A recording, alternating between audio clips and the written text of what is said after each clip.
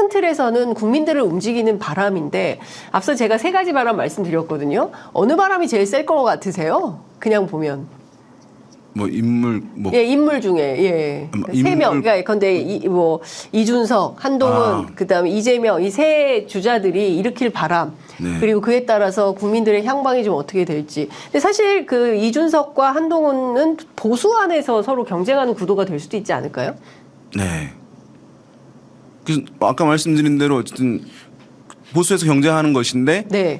지금 이제 이준석의 효과를 어쨌든 차단하기 위해선 한동훈 장관이 등판했고, 예, 그래서 일정 부분 이제 성공한 흐름들이 이제 있고, 예. 그래서 이제 아직 다 끝난 것은 아닙니다만은 그런 상황이고. 오늘 이준석이 오후에 어떻게 뒤집을지 예, 좀 그래서 봐야 이제 될 것 같고. 전망은 굉장히 이제 조심스럽긴 하지만 이준석의 바람 사실은 저는 지난 과거를 쭉 돌이켜 보게 되면 뭐 당 대표라든가 이제 뭐 서울시장 선거 이런 데 영향력 발휘한 것들을 보게 되면은 상당히 그 흐름 이제 있다고 보고 많은 유권자들이 호응할 준비도 돼 있다고 보긴 하는데 네. 선거라는 요 메커니즘 안에서 어쨌든 성과를 보여야 되는 것이니까 네. 그러면 이제 보수층들 중에서도 마음을 주고 싶지만 민주당을 막아야 되는 사람들 네. 국민의힘으로 갈 수밖에 없는 이런 제약 상황에 있어서 이제 그런 부분이 있지만 이제 세 명을 놓고 봤을 때는 지금 한동훈 비대위원장이 가장 이제 신상인 거잖아요. 네. 그런 면에서 초반에는 이제 한동훈은 장관에 대한 비대위원장에 대한 이제 주목도는 제일 높을 수밖에 없는 상황일 텐데 다만 이제 다른 분들도 이제 그 호응도가 뭐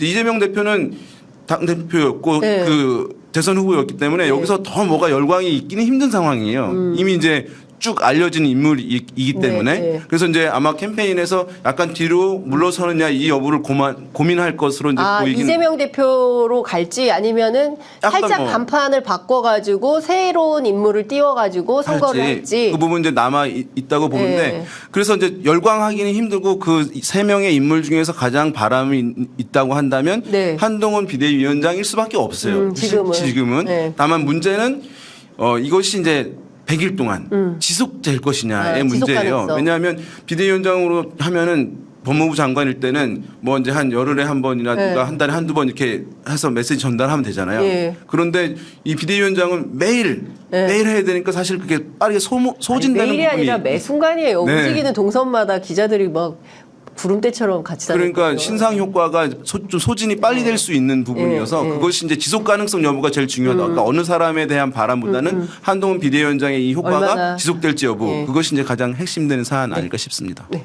저는 그 세 분만 얘기해서 이낙연 전 대표 서운해하시고 이낙연 대표 있어. 바람의 형태는 아니지만 네. 정치의 큰 축이라는 측면에서 본다면 그 네 분을 같이 놓고 봐야 될 것 같은데 네. 저는 뭐 동의합니다. 저는 한동훈 비대위원장이 가장 운신의 폭이 크고 넓고 변수로서의 어떤 독립적인 활동 공간이 크다라고 보는 편이고요. 네. 이준석 전 대표 같은 경우는 아까 그런 뭐 반대 투표의 문제가 아니더라도 이준석 전 대표가 한 가지 큰 패착을 준 게 뭐냐면 네. 그동안의 어떤 정치 과정 속에서 본인의 어떤 정치적 자산과 패를 너무 다 드러냈죠.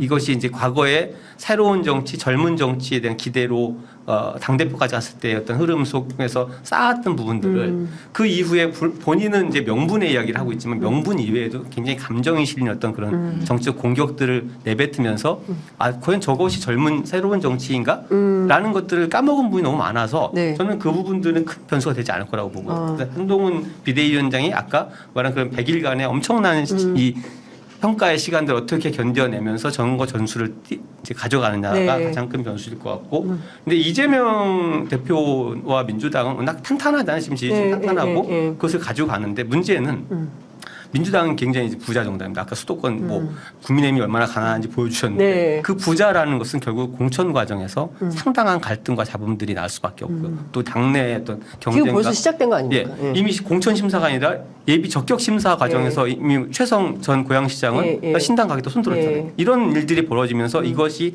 이탈력 그 원심력과 이것에 대한 근데 구심점이 또 없으면 문제가 되는데 이낙연 전 대표가 전직 당 대표가 지금 탈당하는 건 어느 언론에서 탈당이 아니라 분당이라고 얘기를 했는데 그런 어떤 큰 변수가 남아 이것들을 어떻게 잘 포용하고 화합해서 가져갈 수 있느냐 이 문제에 큰 숙제로 남아 있죠. 그렇지 않을 때는 굉장히 큰 변수가 될 수도 있다라고 저는 봅니다.